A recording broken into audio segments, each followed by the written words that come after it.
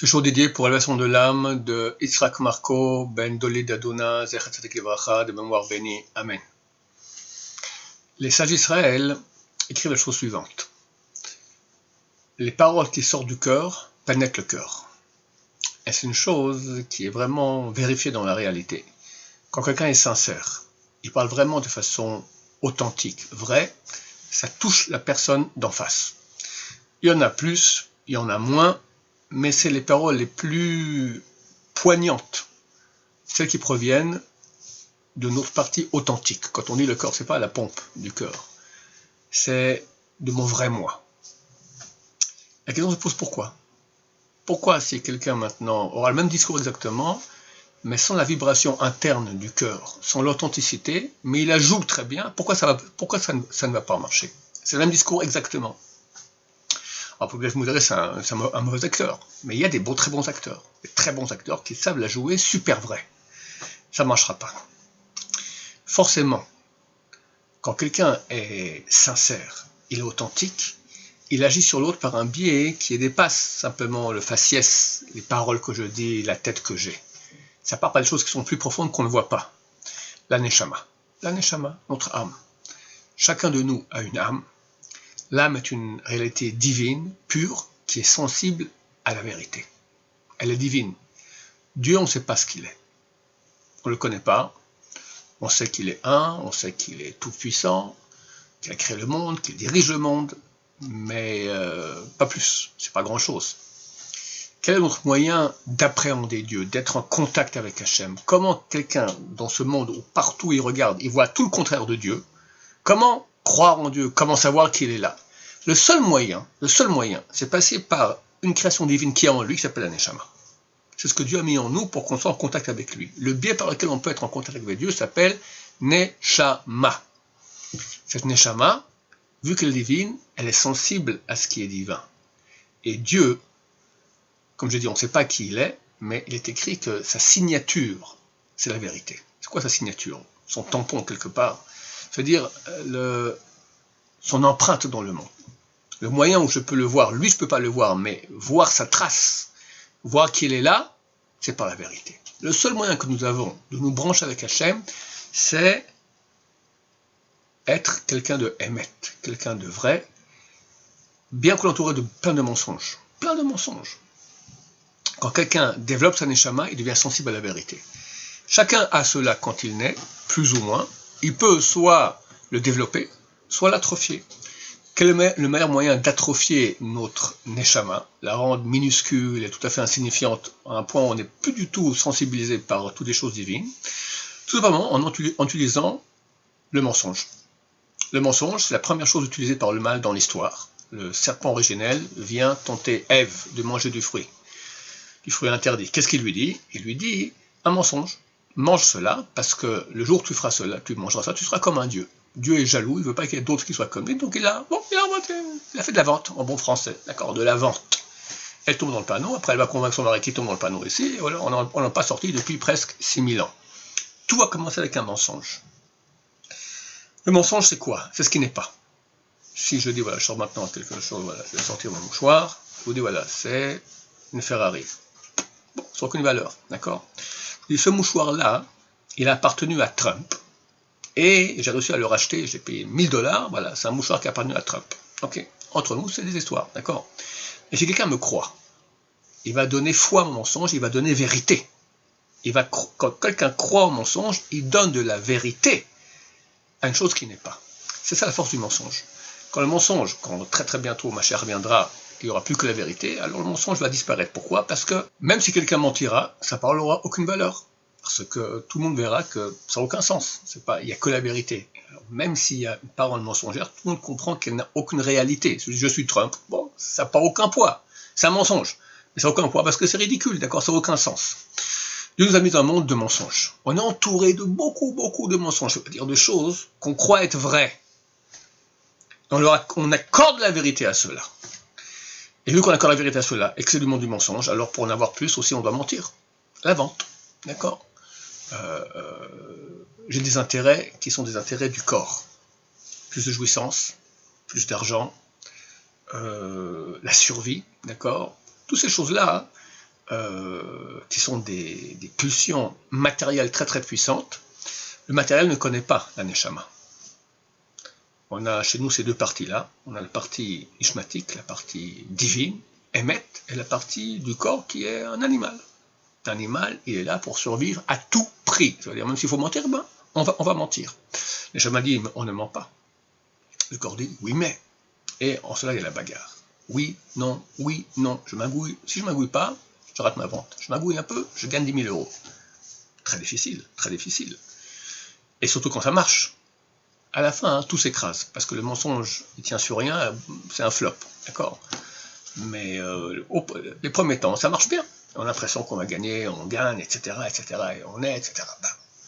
On va investir dans le mensonge, dans le monde du flop, dans le monde du matériel. Alors je ne dis pas qu'il ne faut pas du matériel, il en faut, mais le juste nécessaire, pas plus. Le reste, c'est du mensonge. C'est du mensonge. Et on nous fait vivre pour qu'il y ait une meilleure économie, donc il faut que tu aies une nouvelle voiture tous les quelques temps, sinon tu as raté, etc. Il te faut des diplômes à la tête de quelqu'un, etc. Aujourd'hui, Dieu a amené la vérité dans le monde. Tout le monde du mensonge est en train de s'écrouler. Lentement, mais sûrement. Et à nous maintenant de devenir des personnes qui soient des personnes aptes à recevoir Mashiach, des personnes vraies, authentiques. Se poser des questions authentiques. Pourquoi je vis? Quel est le but de la vie? C'est écrit que mieux vaut aller à un enterrement qu'un mariage. Ça a l'air lugubre et macabre. Qu'est-ce qu'il y a un enterrement? Les gens pleurent, c'est triste. Un mariage, c'est heureux, c'est deux familles qui s'unissent. Pourquoi pas? C'est beaucoup mieux un mariage. Parce que face à l'enterrement, on se rappelle des choses essentielles de la vie. Mon cher ami, t'es pas là pour toujours. Un beau jour, tu disparais. Tu as reçu cette vie en cadeau et tu vas disparaître un beau jour. Alors, tu fais quoi de ta vie? Ça donne la valeur à la vie. Si on vivait éternellement, on n'aurait aucune valeur à la vie. Mais quand on voit quelqu'un, on croit qu'on vit éternellement. Le Zohar dit que chacun croit qu'il vit éternellement. C'est idiot, pose la question, tu vas vivre éternellement? Non, je vais crever un beau jour. Mais au niveau du vécu, il ne le vit pas. Pour lui, ne lui parle pas de la mort. Oh là là, tu me où? Qu'est-ce que tu as aujourd'hui? Tu me saoules, tu me fais peur, ça va. Le jour, quand on y arrivera. Surtout ne pas y penser. La Torah dit au contraire, pense-y sans cesse. Il n'y a rien de plus vivifiant. Il y avait un grand chanteur, peut-être 50 ans quand on était jeune, il chantait « Chante la vie comme si tu devais mourir demain. » Ok. Alors, quelqu'un va chanter la vie, il va mourir. Mais pourquoi il dit comme s'il allait mourir demain? Pour dire, profite. Nous, maintenant, on peut dire la même chose, on ne va pas chanter. Si on sait que dans un jour on meurt, on va maintenant essayer de profiter des choses essentielles, pas rater les choses authentiques. Et c'est exactement là qu'il y a une mission actuelle. Dieu est en train d'amener ce qui s'appelle, entre guillemets, la mort. Ça veut dire que le monde du mensonge va disparaître. Quand quelqu'un meurt, alors le monde du mensonge disparaît, il va dans le ciel, il voit toute sa vie, combien il a pu rater, il voit Dieu, il comprend à quel point c'était dommage qu'il aurait pu faire beaucoup plus, et il n'y a plus de mal, il n'y a que le bien et la récompense de tout le bien qu'il a fait. C'est l'époque messianique. L'époque messianique, Dieu va éloigner tout le mal, il n'y aura plus de mal, plus de mensonge, il n'y aura plus que la vérité, on regrettera qu'on n'a pas fait plus, et on ne pourra plus faire de mal, on ne pourra faire pas non plus beaucoup de bien parce qu'il n'y aura plus de libre arbitre, et il y aura une lumière divine de vérité extraordinaire, un monde vrai, il faut s'y préparer. Je ne sais pas comment Mashiach il arrive, qu'on est actuellement dans le processus, tout le monde le dit, et il ne faut pas être idiot pour le comprendre, d'accord? Le monde du mensonge est en train de s'écrouler, l'un après l'autre, boum, boum, boum, toutes les choses sur lesquelles le monde comptait, disait, si tu n'as pas ça, tu as raté. Ben, tu n'as plus rien aujourd'hui, tu n'as plus rien. Et ça va pas recommencer, le monde ne pourra plus être le même. Et d'après la Torah, on arrive maintenant à la fin, d'accord? Il faut se préparer. Chers amis, préparons-nous en étant des personnes authentiques.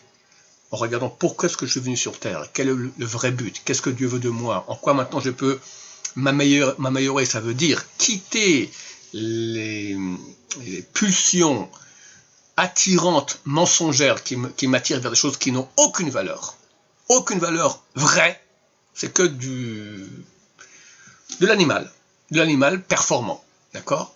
Et maintenant commencer à me concentrer dans le vrai, à investir dans le vrai, à parler à Hachem, à reconnaître que je me suis trompé, à reconnaître maintenant quelles sont les vraies valeurs. C'est ça la vraie préparation à l'époque messianique. En faisant ma prière cette semaine, j'ai pensé à une chose qui a à voir avec ce que je viens de vous dire à propos de la vérité, du Emet. J'ai remarqué que le mot Be'emet, ça veut dire de façon authentique, vrai, apparaît 2 fois dans la Hamida.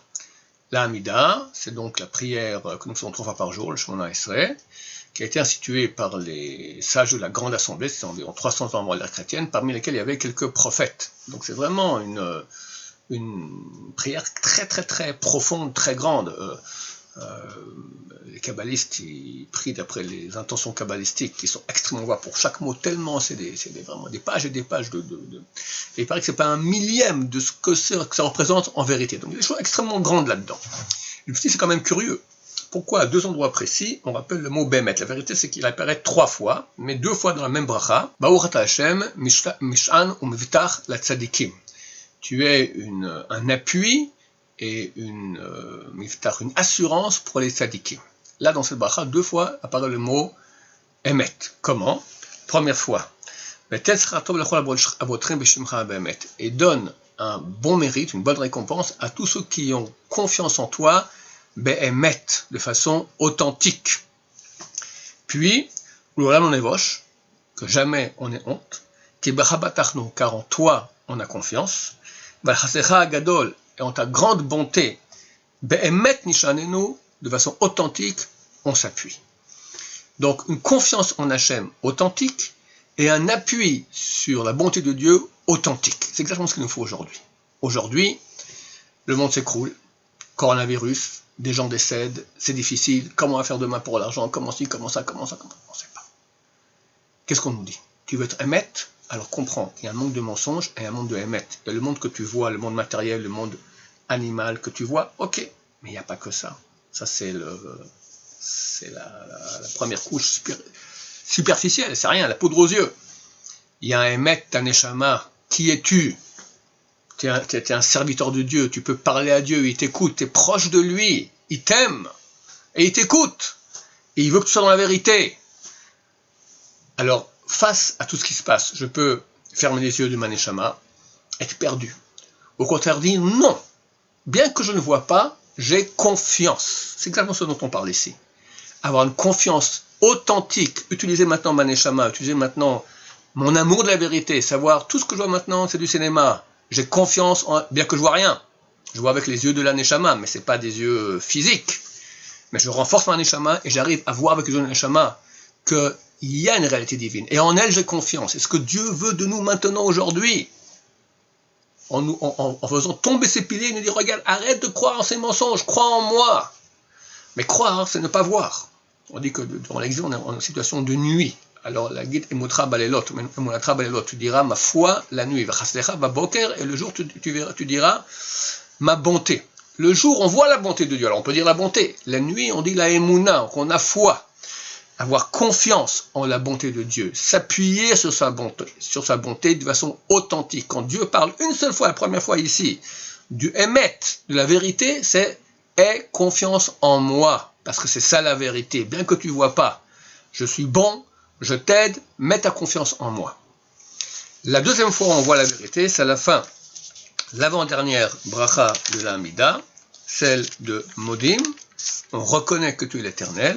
Et là-bas, on dit que tous les peuples, Vihalelu, Vivarechu, et tous les peuples vont te louer, te bénir, louer, bénir, et Shimcha Agadol, ton grand nom, Be'emet, de façon authentique, les Olam, pour l'éternité.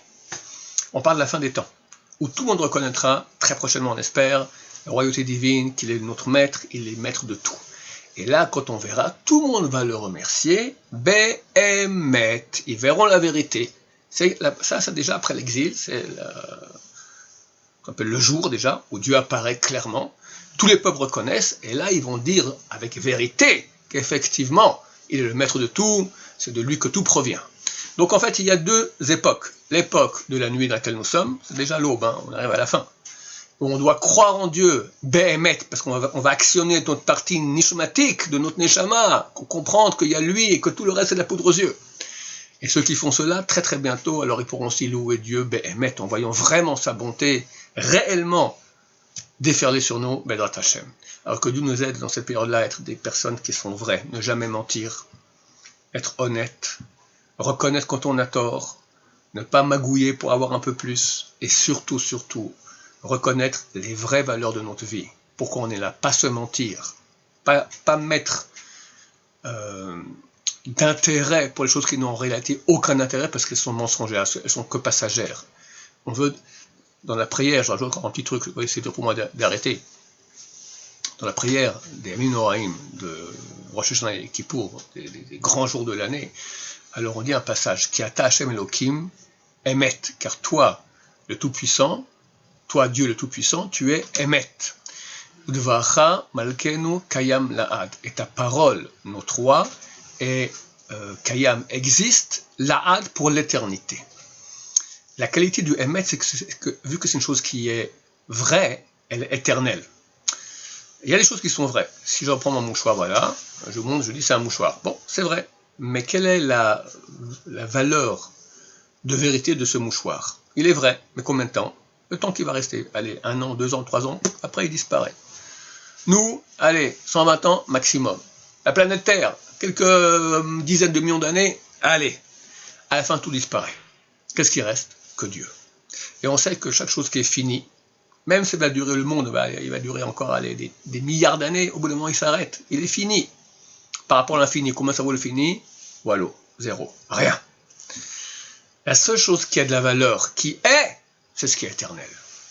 Alors ta parole, toi tu es maître et ta parole est éternelle. Donc commencez maintenant à penser qu'est-ce qui est éternel? Qu'est-ce qui a une valeur vraiment qui va rester? Parce que moi, au bout d'un moment, je passe. Alors j'aurais investi dans ci, dans ça, ça terminé, tu finis à mettre sous terre comme tout le monde. Mais qu'est-ce qui va rester? Il va rester à quel point tu investis dans les choses qui restent, l'éternel. L'éternel. C'est un grand travail, c'est un très beau travail. Que Dieu nous aide à le faire comme il se doit. Baruch Adonai, l'olam, amen, amen.